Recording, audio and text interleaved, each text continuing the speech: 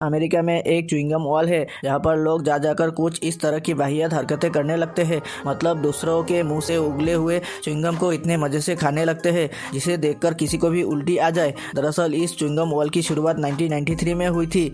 उस टाइम यहाँ पर कुछ लोग थिएटर शो का इंतजार कर रहे थे। टाइम इतना बीत चुका था कि गुस्से से दो लड़कों ने उस वॉल पर च्युइंगम चिपका दिया और उन दोनों लड़कों को देखकर वहाँ पर मौजूद बाकी लोग भी अपने मुंह से च्युइंगम निकालकर दीवार पर चिपकाने लगे और तभी से दीवार पर च्युइंगम चिपकाने का ट्रेंड बन गया।